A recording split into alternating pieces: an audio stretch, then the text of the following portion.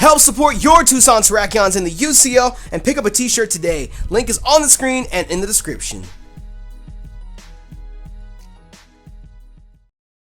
What's good, YouTube? That 192 here, back again, once again. And today, I am your coach of the Tucson Terrakions, and we are here for our Week 3 team preparation video. This week, you guys, we are going up against a good friend of mine known by the name of David, Mr. Stop Attacking Me himself, aka Sensational GP, coach of the South Beach Slowkings. And while a lot of you guys may think we have this week in the bag, I am not going to underestimate anybody in this league, especially not David, because he has so eloquently let us know that Joey Pokegame has helped him team build this week in an attempt to beat us. And I have heard that Joey has given him scenario upon scenario for him to read during the battle and a whole bunch of other coaching and advice. So with David, with a little bit of help, might actually be a serious contender, because a lot of people think that David's just terrible garbage booty at Wi-Fi.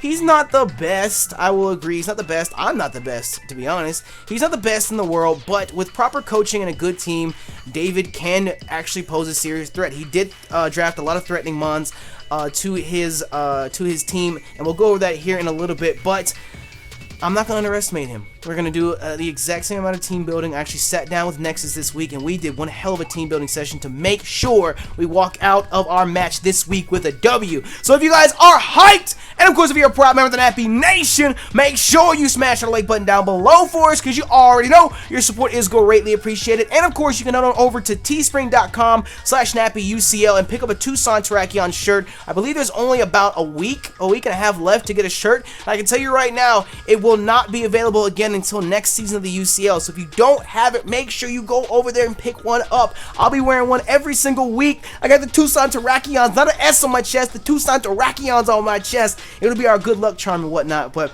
either way, let's go ahead and get into this, and I figure I should let you guys know these team prep videos don't go up until after we've actually battled. A lot of you guys are concerned that, oh, can't the coach of the opposing team just watch this?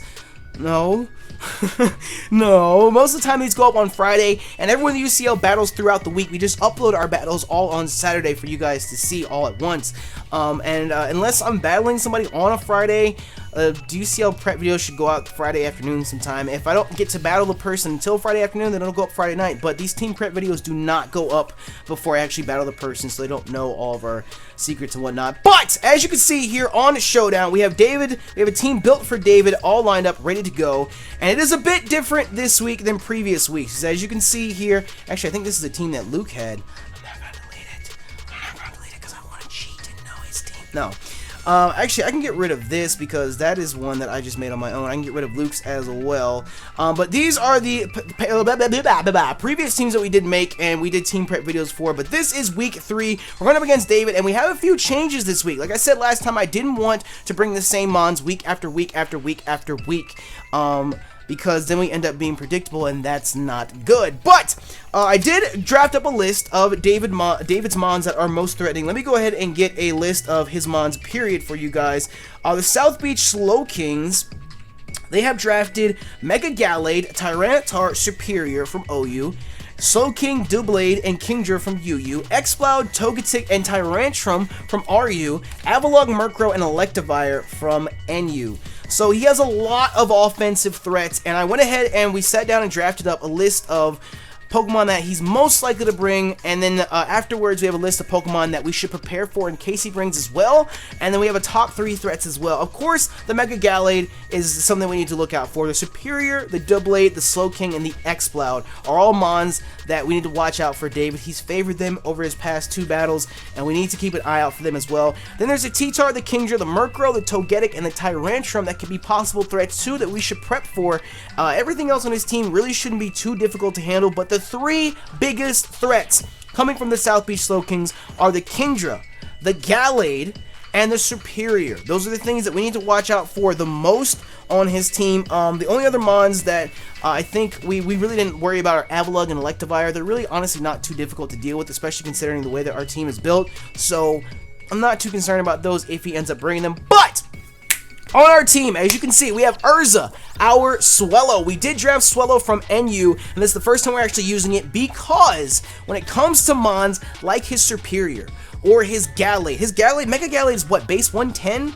something like that, that speed ties with our Gengar. So that means that his Mega Gallade outspeeds everything on our team, and that's not good, except for Swellow. Swellow's base speed is 125, if I'm not mistaken. Pretty sure it's 125, so we outspeed Mega Gallade. If we were Adamant Nature, we wouldn't outspeed once you have speed stats and everything else, but we went ahead and made it Jolly Nature. We have Urza, our Swellow, holding the Flame Orb, of course, because we are rocking Guts. 252 attack, 252 speed, and 4 in special defense, so we can live a hit if need be. Jolly Nature with Facade, obviously because of the Flame Orb. Brave Bird, U-Turn, and Protect. Now, Facade and Brave Bird both one-shot the Mega Gallade, obviously, and if we can get the chance, we can actually do crazy work to a majority of his team.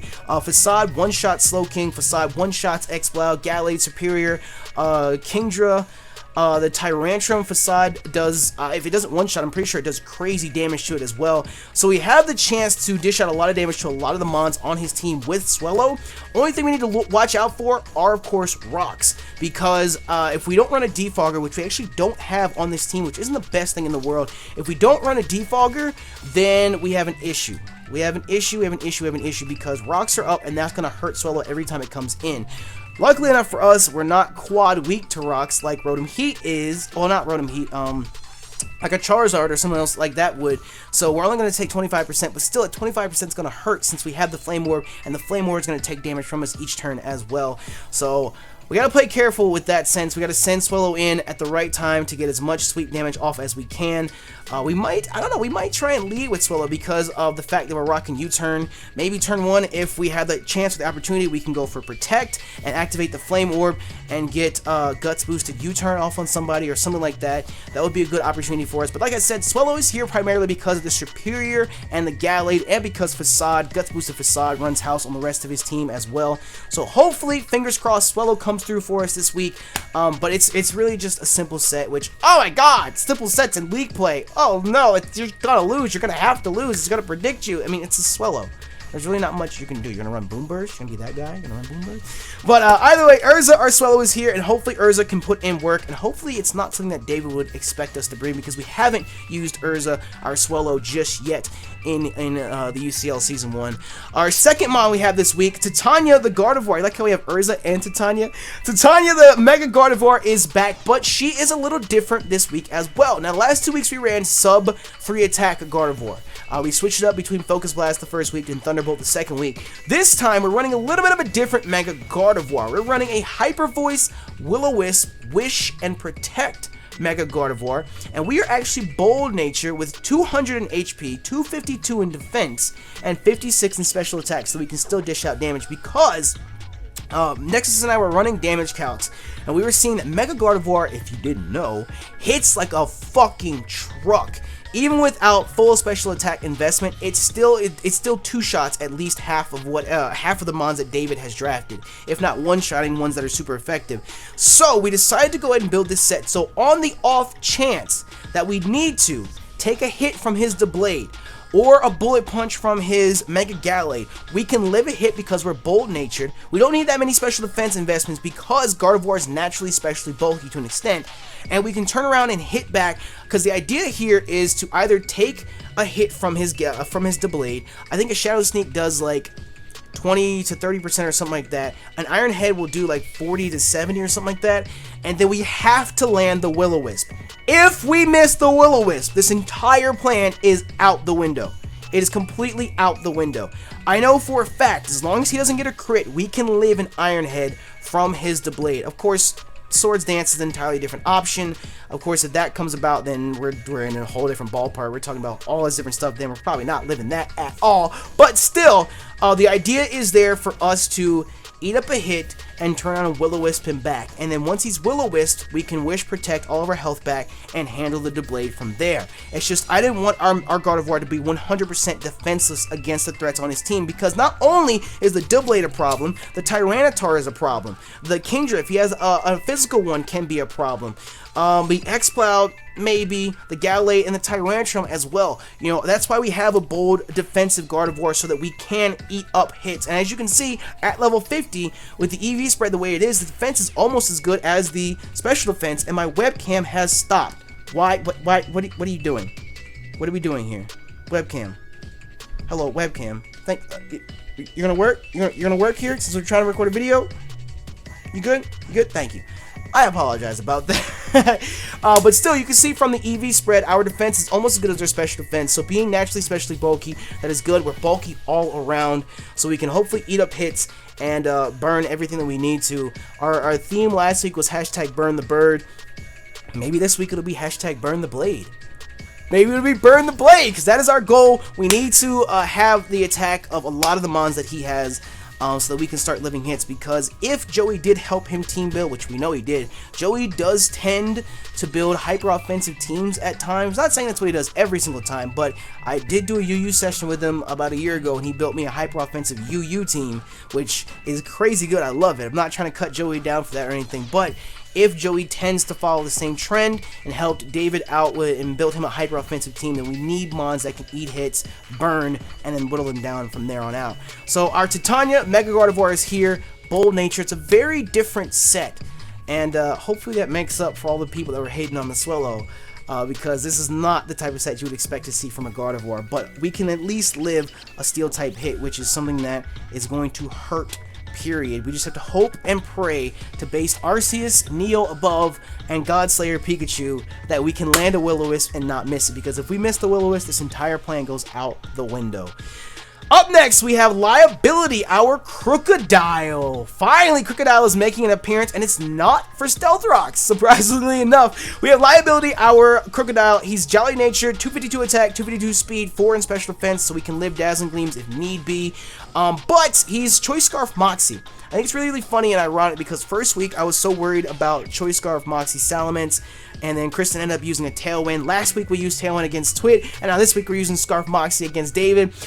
Crocodile actually has a chance to do a lot of work to David's team, especially with it being Scarf Moxie, with a chance to outspeed a lot of stuff on his team. And honestly, if we can break through the Murkrow and the Togetic, if he brings them, because with Eviolite on them, they become bulky to all get out. If we can break through those two, and possibly the Doublade as well, if we can remove them, we can send Liability in possibly for a mid or late game sweeper. Because of the fact we're Scarfed, Earthquake hits everything except for the Togetic and the Murkrow.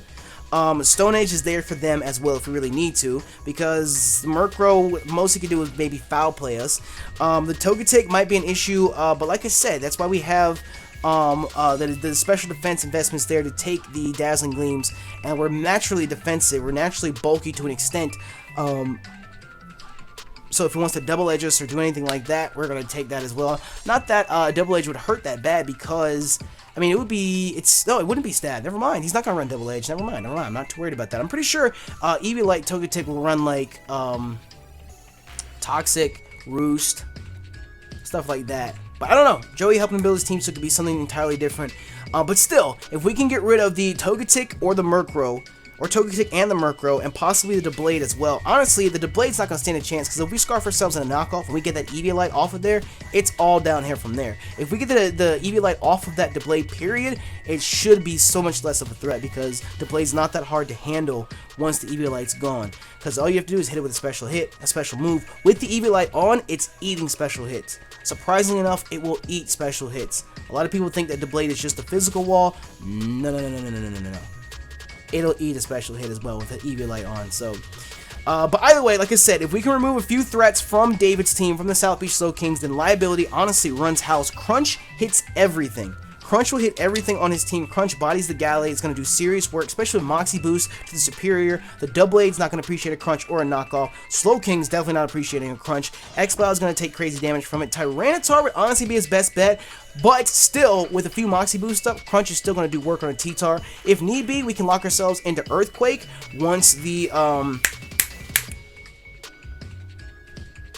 Murkrow and the Togetic are gone, because they're flying types. Kingdra's not appreciating a Crunch or an Earthquake. Murkrow and Togetic we already spoke on, and Tyrantrum, again, is not going to appreciate a Earthquake. So we're trying to assess his threats as easily as we can. This is our main physical offense. We have Urza the Swellow, who's there to handle fast threats. Liabilities here as well. Honestly, I would be really, really happy if we can get a Choice Scarf Moxie sweep against David, because that would just make the entire battle so much less tactical. We just have to remove the Murkrow and the Togetic if he brings them, and then Crocodile has a chance to go in and do work. And I would love to prove why Crocodile is a liability on the team. So either way, that's what we're rocking out with him. 30 Minutes is making a return this week as well, our Rotom Heat, and this time we're not running leftovers. We're actually going to do a kind of sort of bulky offensive set. We're rocking Assault Vest so that we can hopefully take a hit from that Kingdra if need be. A crit Hydro Pump, of course, one-shots us. But if he's running Scald, which I wouldn't put it past David to try and run Scald. If he's running Scald, we can live with Scald and hit back with a Volt Switch or a Thunderbolt if need be. We are Modest Nature, so that we can hit as hard as we possibly can. We actually thought about doing a Trick Choice Specs Rotom to try and stop a few of the other mons on his team, but we decided against that. We went with Assault Vest because, like I said, a lot of David's mons can be hyper offensive. They can hit very, very hard. So with this, we don't need to run Will-O-Wisp. We already have that on Titania. So we're going to rock out with Overheat, Volt Switch, Thunderbolt, and Signal Beam. The reason that we're running Signal Beam, number one, is for Superior. Signal Beam, from a Modest Nature, Rotom Heat does like 75% or something like that. So we don't have to automatically just drop our special attack and go with Overheat, because unless Superior is running like Hidden Power Rock, which isn't unheard of, Superior can't touch us. Like, a Dragon Pulse is not stab, it's not super effective. Hidden Power Rock is not stab either, so with the Assault Vest up, we should be able to live a Hidden Power Rock, 2 Signal Beams, and it's gone. Signal Beam's also there for Tyranitar. Obviously, it's a neutral hit, so it's not going to be as effective as it is on the Superior, but still, it's an option for us rather than just Overheat, which obviously T-Tar is going to resist, or Thunderbolt, which is not going to do that much either. So Signal Beam is there. I think Signal Beam does like 30 or 40% to a T-Tar, somewhere around there. So in case of emergency, if we need to, or maybe we can get we can predict a switch in or something like that, we can hit him with a Signal Beam and do a little bit of damage, just to get chip damage off. Which, when it comes to a T-Tar, being as bulky as it is, since it is a pseudo, any sort of chip damage we can get is preferred. We can try and just whittle it down. But again, Tyranitar honestly should be up there with a few more of the threats. I don't think David doesn't understand how good T-Tar actually is. Like, he's OU and he's been OU for a very, very good reason. And one of the key reasons that T-Tar is so fucking good is because of his ability. A lot of people know Sandstorm, a lot of people know what it does, but you don't realize just how detrimental it can be in battle. Because obviously there's the fact that it whittles down your opponent with damage each turn, but it also boosts Tyranitar's special defense. And special defense for T-Tar, let's look it up. Let's look up Tyranitar special defense right now and show you guys. Let's look up the stats exactly. His special defense is at base 100. That's nothing at all to laugh at. And you get the boost as well from Sandstorm. So his special defense, he's gonna eat up special hits like it's not funny. So we really need to be careful about that T-Tar. So having little things like Signal Beam just to chip away. Like, I understand it's not stab, it's not super effective. It's just a neutral hit because it's resisted because of rock. It's still something there, so Rotom's not defenseless against them. Kind of like how we're running our Gardevoir. So Gardevoir is not defenseless against the Deblade. You know, we still have the option, we still have the chance to fight back. So that's why we're running that. Like I said, it's Modest Nature, so we can hit as hard as we really need to. 252 special attack, 248 in speed, and 8 in defense. The reason that the 8 in defense is there is so that we can live a Stone Edge. If need be, we can live a Stone Edge. And on top of that, it's nice that we have Rotom Heat here. We learned this last week as well, going up against Twit, because Rotom Heat quad resists steel attacks. So if we have Rotom Heat out against Deblade, the 8 in defense will help us live a Shadow Claw or a Shadow Sneak, and we can turn around and hit back because Deblade can't touch us with a steel type attack. That's quad resisted. If he wants to try and go after Urza or anything like that, not Urza, Titania, we have Rotom Heat as well for a switch in. So we can live Shadow Claws, we can obviously live a steel type attack, and the 8 is there for Stone Edge or Rock Slide or anything else like that that might prove to be an issue. So again, it's a little bit of a different set. It's not what we normally run. So even though some people might see, oh, Nappy and then the Tucson Terrakions lean on this Pokemon, or they lean on that Pokemon week after week after week, because like I said, it's 3 weeks in a row now, Mega Gardevoir has shown up to every single battle. Or how Rotom Heat showing up to every single battle. It's not going to be the same sets each week. We're going to switch it up and adapt to face our team that we're going against. So we have 30 minutes here. Rotom Heat, hopefully he can put in some work and get a little bit of chip damage off as well and lift some hits. Up next, we have who a lot of people in the league have considered the biggest threat on our team, and we haven't actually even used yet. We have Canada, free healthcare. Our Chansey here, rocking the Eviolite, of course. Natural Cure, because you're not gonna fuck with us like that. Fuck your hacks, fuck your status ailments. But we are running bold physical defensive. Chansey is a special defensive monster, especially with the Eviolite. We're gonna live hits. I think we calced it. A crit Draco from Kingdra will do like 48%, 50% or something like that. So we're gonna live it, and that's the hardest thing that Kingdra can hit us with. I think a crit Hydro Pump does like 35 or 40%. So we can eat up hits with this. Again, we have to dodge knockoff because of the Eviolite. We have to make sure that that doesn't hit us. But we are rocking Stealth Rock, Seismic Toss, Soft Boiled, and Flamethrower. Not a lot of people know that Chansey can get Stealth Rock. Mind blowing, I know. So we can set up rocks, set up hazards, which will help with a few of the mons on his team. The Togetic and the Murkrow being the flying types they are. The Gallade and everything else on his team will get chip damage for. I just realized David doesn't have a fire type on his team. Let me double check the documentation. He doesn't have a fire type on his team. I just realized that. David might be looking to trade later in the season if he realizes it's a problem. But he doesn't have a fire type on his team, so we're not going to get damage from there. But we can get damage on his flying types, so we can help whittle down their Eviolite defenses and whatnot if need be. Because a Prankster Murkrow with Prankster Priority Roost, Thunder Wave, that's so fucking annoying. It's so annoying. So hopefully we can whittle him down if we get a chance to set up Stealth Rocks as well. I would say our probable leads are either going to be Urza the Swellow or Canada our Chansey. So we can either get the Flame Orb up or try and one-shot something on his team, or we can set up Stealth Rocks if he leads with a special attacker. We can set up Stealth Rocks and do what we need to do from there. Without the Eviolite, of course, we don't live hits as well, but with the Eviolite, we can actually take a close combat from his Mega Gallade. Yes, ladies and gentlemen, Chansey, I mean, obviously he doesn't appreciate it. It's going to do crazy like 75-80%. And next season, I actually thought about running a counter Chansey as well, specifically from a Mega Gallade, because could you imagine David's face if he tries to hit us with a close combat thinking that it's going to kill, and we hit him with a counter and bop his Mega Gallade? His jaw would hit the fucking ground. But we ultimately decided not to go against that because that's way too situational. And plus, on top of that, if we ran counter, we wouldn't have anything for his Deblade. Because as you can see, we are running Flamethrower. So that if we get into a situation that's one-on-one against his Deblade, we're not 100% defenseless. Now, honestly, what it came down to is we wanted to run Stealth Rock, Seismic Toss, Soft Boil, Flamethrower, Thunder Wave, and Counter. Thunder Wave and Counter were the other two that we were thinking about running, but if we put Thunder Wave on there with Seismic Toss and Soft Boil, as well as Stealth Rock, we have nothing for the Deblade. And we don't want to be defenseless against the Deblade, because obviously Seismic Toss is not going to affect him. So we decided to go with Flamethrower, again, specifically for the Deblade, just to see how much damage we can get off. I know Chansey's special attack is not all that. We're rocking a powerful base 56 at level 50, because we have 8 points in the special attack. But that is, again, just to deal with the Deblade, so that we're not 100% defenseless against it. But we are Bold Nature, 248 HP, 252 in defense, and 8 in the special attack, just to get a little extra out there against the Deblade.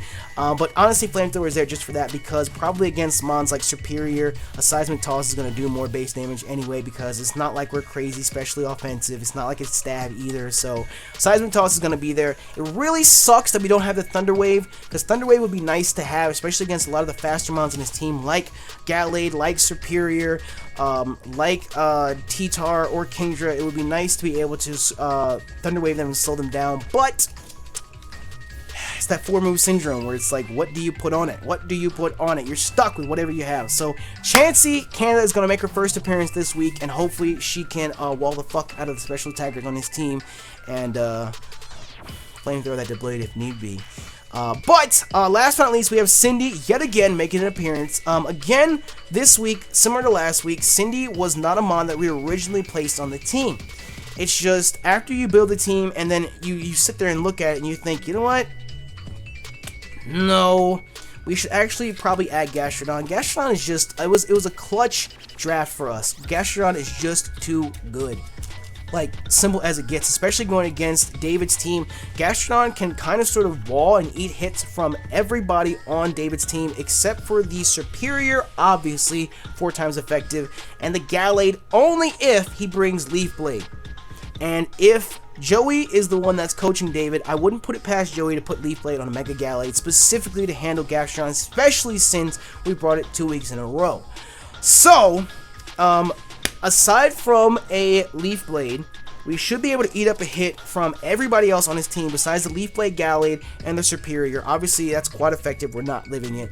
But we're rocking out with Cindy the Gastrodon. Still got the Rocky Helmet on this week for the Gallade or the Kingdra or the T-Tar. Anybody who wants to try and hit us with a physical hit, we're going to swallow the physical hit and do a little bit of chip damage on you as well. We are physically defensive once again. We're bold nature, but we have 252 in HP, 136 in defense, and 120 into special defense. We're kind of sort of mixed, kind of like our Mega Gardevoir is, so that we can eat up special hits as well. The reasoning for this is David's Kingdra. David's Kingdra honestly is a huge threat towards our entire team, and we won't know if it's physical or special until the battle actually begins. If it does end up being physical, that's a huge stress away from us. If it ends up being special, which I wouldn't put past David, he has tried to run a Focus Energy special Kingdra set before against me. If he does end up bringing special, that's going to be a little bit more of an issue for us, because even with this spread, a crit Draco Meteor does like 60 to 70%. Which is an issue. That means he's hitting hard as shit. It's hitting very, very hard, and that would be an issue for us, especially because, fun fact, a lot of you guys don't know this, Gastrodon's base special defense is actually higher than his physical special defense. It's really funny because a lot of people run Gastrodon as a physical wall, but his special defense is actually pretty fucking high as well. It's just a lot of people don't run a special Gastrodon because of its typing and because of the fact that it just eats up physical hits so much better. Which really is kind of contradictory, but it's only by a couple points. It's not like it's anything insane. But we are going to run a kind of sort of a little bit of a mixed Gastrodon. Obviously, we're not going to eat up physical hits as well, but there's nothing else on his team that can really touch us besides the Gallade or the Superior. The Doublade's not touching us. The Slowking, if it hits us with like a Psychic, it would obviously hurt. The Exploud, a Boom Burst is going to hurt really anybody on our team. So that's not really anything that we can really prepare for. The T-Tar we're eating hits from. The Kingdra I already discussed. The Murkrow and the Togetic. The Murkrow can't Thunder Wave us, which is nice. The Togetic is just there. It's kind of annoying. And the Tyrantrum we're going to eat up hits from as well. Even though a Banded Head Smash would still hurt, we're going to eat up hits. But in return, a Earth Power to Tyrantrum does like 85%. So if he wants to hit us with a Banded Head Smash, if we're at full health, we can turn around and hit him with an Earth Power, and that's going to do crazy damage. If we get a crit Earth Power, Tyrantrum's gone. Same thing with T-Tar. T-Tar, we can either Scald it and hope for a burn, or we can Earth Power the T-Tar. That's going to do like 60% to T-Tar. So this Gastrodon with Scald, Toxic Recover, Earth Power instead of Ice Beam this week is made specifically to eat up hits from the Kingdra, from the Tyranitar, from the Tyrantrum, and hopefully, again, crits will be our enemy this week, especially with the Mega Gardevoir build and the Gastrodon build. Hopefully crits won't come to bite us in the ass. So that's honestly what we can hope for this week. That's the team that we're going to be rocking with. Urza, Titania, Liability, 30 Minutes, Canada, and Cindy. Hopefully this ends up proving to be the team that we need this week against David and South Beach Slowkings.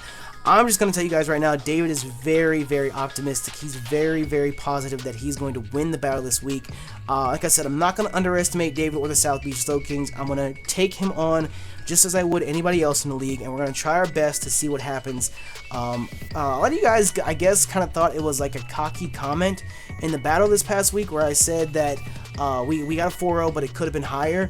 Like, I didn't mean that in like a cocky, condescending way. I meant it in the sense that I thought that I just sacked off Gastrodon for no reason. So I was saying it could have been higher if I hadn't misplayed and sacked off Gastrodon. But in the end, after I went back and watched the battle, the sack off for Gastrodon was kind of sort of necessary, especially since the Rotom Heat wouldn't have taken the fake out and the Bullet Punch at the same time. So it was whatever. I'm not cocky or condescending when it comes to Wi-Fi at all, because I'm a mediocre player at best. So Either way, I'm hyped and I'm confident. I'm ready to battle David. I really am nervous. Like I said, I'm not going to underestimate him, especially with Joey's tutelage helping him out. So we will see what happens come Saturday. Tomorrow morning, 10 a.m. Eastern Standard Time, our Week 3 battle against David and the South Beach Slowkings will go live. Mark your calendars, set your alarm, make sure you are ready to go. And of course, make sure you stop by teespring.com/NapaUCL and scoop up a Tucson Terrakions t-shirt and support the team. But if you guys are hyped, you're enjoying the UCL so far, you're proud to support the Tucson Terrakions, and of course if you're a proud member of the Nappy Nation, make sure you smash the like button down below for us, because you already know your support is greatly appreciated. But with that, I'm going to get up out of here. Thank you all once again for your support, and thank you for checking out the video. Get on the YouTube, that one, and two. I'm out.